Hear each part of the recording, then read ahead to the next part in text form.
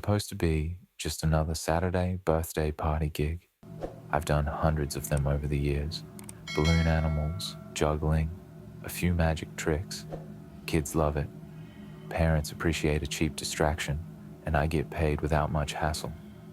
But this one was different. A nightmare that still crawls under my skin. I arrived at the house a little after 2 p.m., dressed in my full clown gear. Red nose, oversized shoes, rainbow wig, the works. The usual jovial attire designed to hide the fact that I was just trying to make rent. As I pulled up the long dirt driveway, the first thing I noticed was the house. It sat at the edge of nowhere, surrounded by thick, suffocating woods. The building itself had seen better days. Peeling paint, sagging roof, windows stained with dirt and neglect. It looked like the kind of place horror movies warned you about, but I shrugged it off. People have strange tastes sometimes. As I parked, I could hear the faint sound of children laughing from inside. You know, the kind of laughter that sounds joyful, but holds a hint of something darker beneath the surface. That's how it felt. Still, I grabbed my props, straightened my costume, and headed toward the front door. The mother greeted me, but the sight of her made me pause. She looked tired. No, beyond tired, exhausted. There were dark bags under her bloodshot eyes, her skin as pale as if she hadn't seen sunlight in weeks. Her hair was matted, as if she hadn't showered in days, and her smile was stretched too tight, like she was forcing herself to pretend everything was fine. "They're all waiting for you in the back," she said in a voice that was almost a whisper.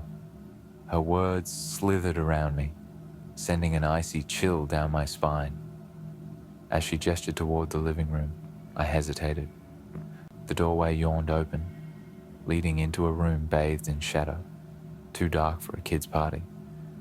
No balloons, no streamers, no bright decorations. Nothing to suggest this was a celebration. The laughter I had heard earlier seemed muffled, distant now, as though it came from somewhere far away. The smell hit me next, a rancid, nauseating stench, like rotting meat left out in the sun. I fought the urge to gag and stepped inside, but the air was thick, suffocating, pressing against me like invisible hands. The first sign something was wrong, the room was empty. There were no kids, no party, only the suffocating darkness and that god-awful stench. I spun around to question the mother, but she was gone, vanished as if she'd never been there. The door behind me creaked shut with a slow, groaning finality, the sound reverberating through the house like the tolling of a death bell. My heart began to race, pounding against my ribs like it was trying to escape. My palms were slick with sweat, and I wiped them on my costume, trying to maintain some sense of normalcy. Then, out of nowhere, I felt it, a cold, clammy hand gripping my arm. It felt like ice, burning through my sleeve. I turned sharply, heart hammering in my throat, and that's when I saw him. Another clown. He stood there, right in front of me, wearing the exact same outfit as me. The red nose, the painted smile, the garish colors. But something was terribly wrong with him. His eyes, they weren't eyes at all. Instead, two hollow black pits stared back at me, endless voids that seemed to suck in all the light around them. My mouth went dry, and I stumbled backward, but the clown didn't move. He just stared, his expression frozen in a grotesque parody of joy, the painted grin stretched too wide, too unnatural. He didn't speak, but I could feel his presence, like an oppressive weight pressing down on me, pulling me deeper into the house. Panic set in. I tried to shake free of his grip, but his hand tightened. His flesh felt wrong, too soft, too cold, like he wasn't alive. I struggled, my breath quickening, but his strength was inhuman. My mind raced, trying to rationalize what was happening. Maybe it was some sick prank, a twisted joke, but the fear gripping me was real. The terror clawing at the edges of my sanity was real. And then I saw them, the children. They were sitting in a circle on the floor, eerily still, their small bodies rigid, eyes fixed on me. But like the clown, their eyes were gone. Hollow, black voids replaced where their innocent gaze should have been. My stomach churned as I stared at them, frozen in place. Their clothes were old, tattered, hanging loosely from their frail frames. I could see patches of their skin peeling away, revealing raw red flesh beneath, glistening in the dim light. The sight was horrific, but it was the silence that unnerved me the most. Kids should make noise. They should laugh, shout, cry, anything. But these children, they were dead silent. Their lips barely parted as they whispered something too faint for me to hear. I screamed. I screamed as loud as I could, but the sound was swallowed by the oppressive darkness. It was as if the house itself absorbed my voice, muting it, trapping me in a cage of silence. The children rose to their feet, moving in perfect unison, like marionettes controlled by an unseen hand. They circled me, their black, soulless eyes fixed on me, their expressions blank, void of any emotion. The clown behind me leaned in close, so close I could feel his cold breath on my neck. "You're next," he whispered, his voice a low, guttural rasp that sent icy tendrils of fear crawling up my spine. Suddenly, the children began to move, their steps slow and deliberate as they closed in on me. My legs refused to work, paralyzed by the overwhelming terror gripping me. Then the first child reached out, her small hand brushing against my arm. Her touch was ice cold, and when I looked down, I saw her fingers digging into my flesh, the nails sharp as razors. Blood welled up around her hand, oozing down my arm in thick, warm rivulets. I tried to scream again, but no sound came out. The other children joined in, their hands clawing at me, ripping through my costume and flesh like it was tissue paper. Pain exploded in my body, every nerve screaming as their nails tore into me. I could feel the skin peeling away from my arms, my chest, my legs, strips of flesh hanging loose as blood pooled beneath me. And then they began to eat.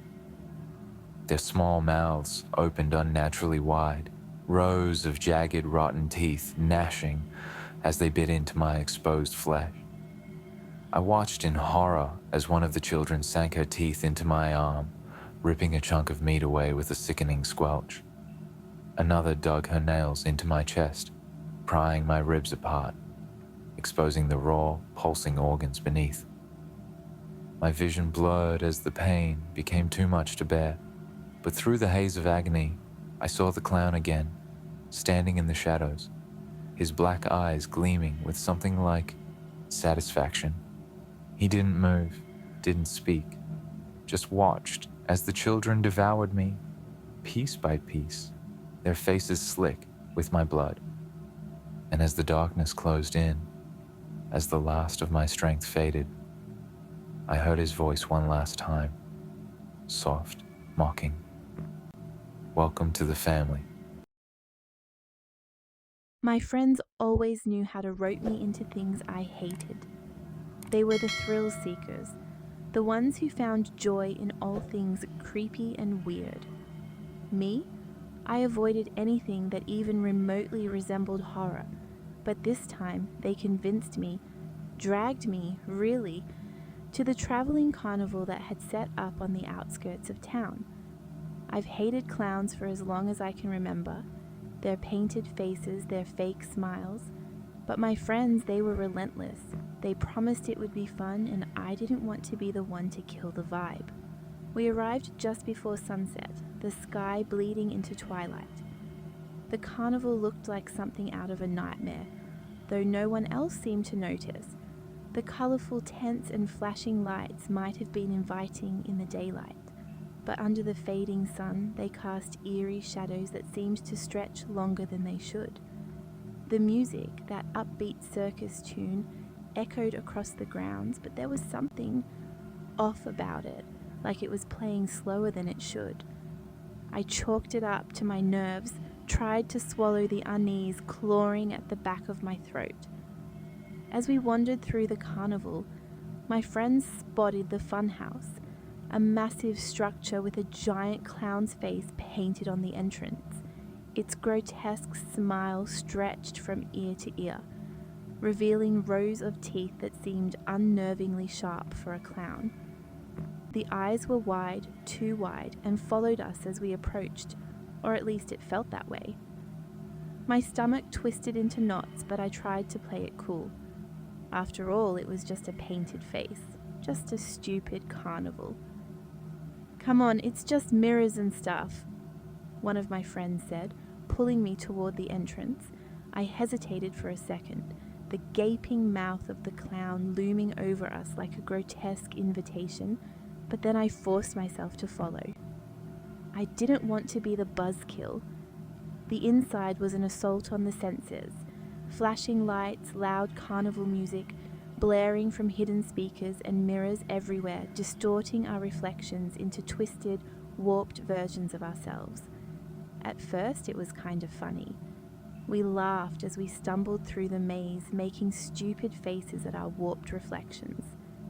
The mirrors bent and stretched our bodies, making us look like walking nightmares. But soon the laughter died down. The further we went, the stranger the reflections became. What started as simple distortions grew more grotesque. My reflection, once amusing, now looked sinister. My face was stretched into an unnatural grin, my eyes wide and unblinking. The others seemed to notice it too. We exchanged uneasy glances, but none of us said anything. Then I saw it. At first it was subtle, a trick of the light, I thought. My reflection wasn't just warped anymore, it was different. It was me, but it wasn't. The clothes were all wrong. Instead of my usual jacket, my reflection wore a clown suit, bright, garish, and too tight against my distorted frame. I blinked, hoping it was just some carnival trick, but when I opened my eyes, the reflection hadn't changed. In fact, it had gotten worse. My reflection smiled, but I didn't. The smile on its face grew wider, impossibly wide, stretching beyond the limits of human anatomy. Then slowly it raised its hand toward the glass. I watched in horror as the gloves split at the fingertips, revealing sharp, blood-stained nails underneath. My heart raced as I stumbled backward, away from the glass, but the reflection didn't stop. It pressed its bloody hand against the mirror, the glass warping and bending as if it were made of liquid. I spun around to call for my friends, but they were gone. The laughter, the playful shouts, everything was gone. My voice echoed back at me, a hollow, distorted sound in the endless maze of mirrors. The fun house had swallowed them whole. I turned to leave, but the path had changed. The mirrors had shifted, closing in around me like a cage. No matter which way I turned, I found myself staring at the same twisted reflection, the clown version of me, grinning, mocking. My breathing grew shallow, panic setting in. The walls seemed to be closing in, the air thickening as if the funhouse itself was alive, breathing with me, feeding off my fear. Then, out of the corner of my eye, I saw him. Not a reflection, not a trick of the light. No, this was real. Another clown, moving through the mirrors, but not in the reflection. He was behind the glass, watching me. His makeup was smeared, his painted grin cracked and uneven, his eyes too wide and far too human for comfort. His costume hung loosely on his thin frame, filthy and reeking of decay. The stench hit me before I even realized he was there, a putrid mix of rotting meat and death. He didn't move like a person should. His joints seemed wrong, broken, twisted, as if his bones were rearranged inside his body. His smile stretched even wider, impossibly wide. His eyes locked onto mine. I wanted to scream, to run, but my feet refused to move. It was as if the mirrors themselves had glued me in place, forcing me to face the nightmare before me. The clown stepped closer, his shoes squeaking with each deliberate movement. I could hear it, squeak, squeak, squeak, growing louder and louder, echoing in my skull like a twisted version of the carnival music outside. I forced myself to move, to run, but every step only led me deeper into the maze. No matter which way I turned, he was always there, his grotesque face appearing in every mirror, closer each time. I ran until my lungs burned, my legs numb with exhaustion, but the squeaking never stopped. The mirrors twisted around me, warping into grotesque shapes, reflecting not just me, but dozens of versions of me, all wearing that same hideous clown suit.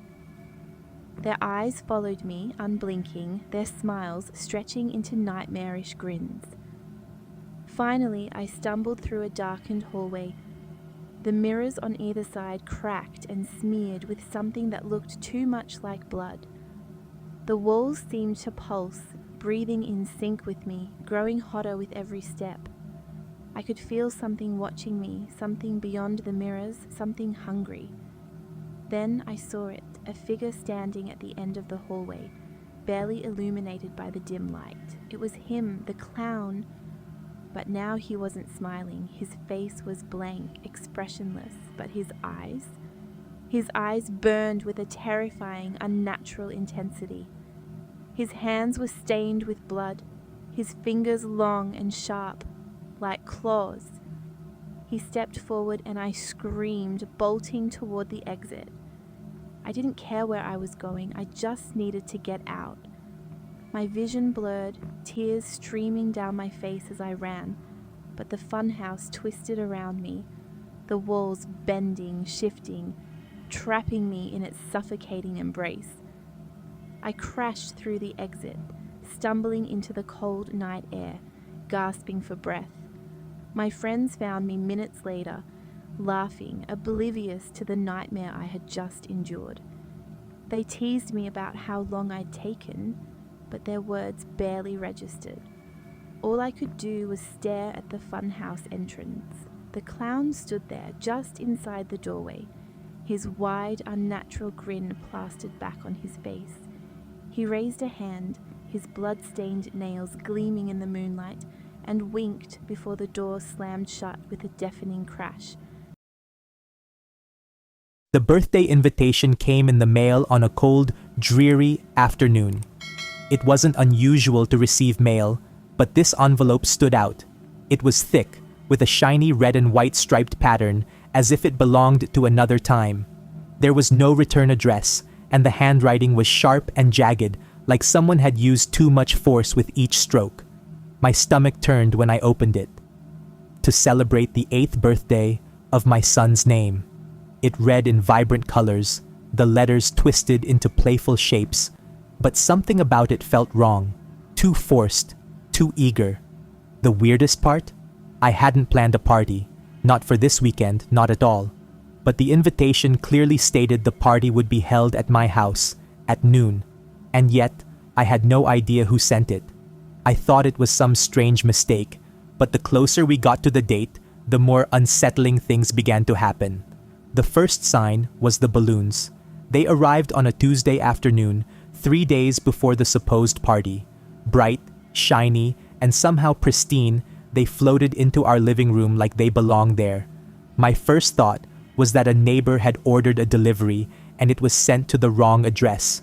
But when I looked closer, I saw my son's name scrawled on each balloon in dripping red ink.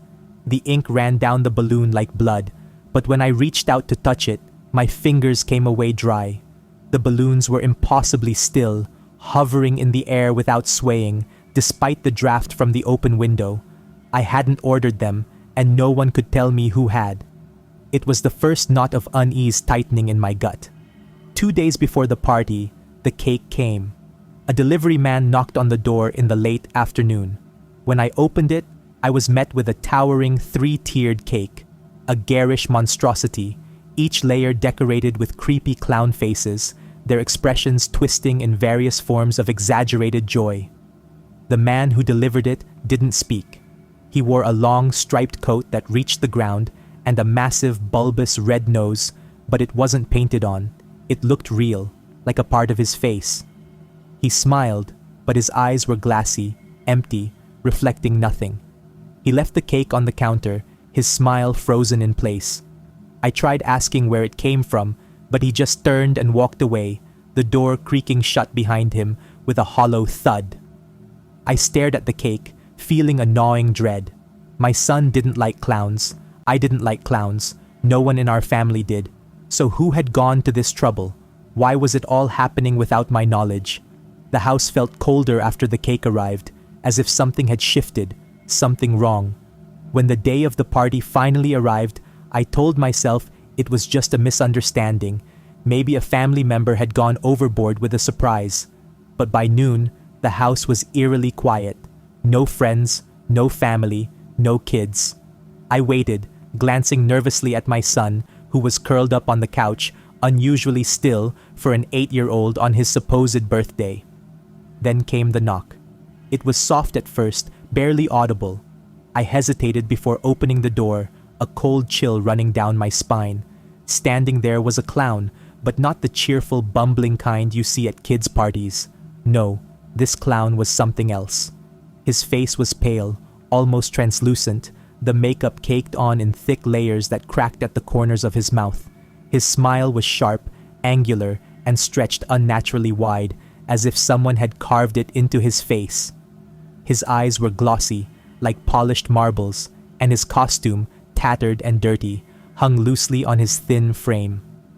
Without a word, he pushed a cart into the house. The cart was loaded with neatly wrapped gifts, each one more grotesque than the last. The wrapping paper was stained with what looked like dried blood, and the ribbons twisted into bizarre shapes, like claws grasping at the air. I watched him move, stiff, jerky, like a puppet on strings.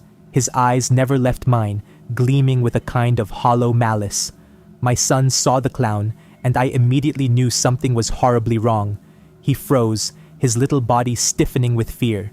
His eyes widened, his face drained of color, and he clutched the couch cushions with white-knuckled fists.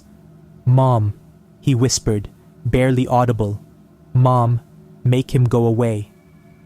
I opened my mouth to tell the clown to leave, but before I could say anything, he turned toward me, his smile fading into something worse, something predatory. His face was a mask of cold malice, the playful facade of a party entertainer dropping to reveal the nightmare underneath. "The birthday boy's present is inside," the clown said in a gravelly voice that rattled in my bones, his hand gesturing toward the largest box on the cart. His fingers were long, unnaturally long, ending in sharp, blackened nails. I stepped forward, my pulse pounding in my ears.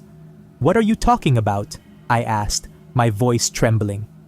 Without warning, the clown lunged at my son, his long fingers wrapping around his small arm like a vice. My son screamed, his eyes locking onto mine, wide with terror. I tried to move, to rush toward him, but something held me back. It felt like invisible hands were gripping me, pulling me, keeping me rooted to the spot. My heart hammered in my chest as I watched in helpless horror. The clown dragged my son toward the cart, his feet barely touching the ground as he thrashed and cried out for me.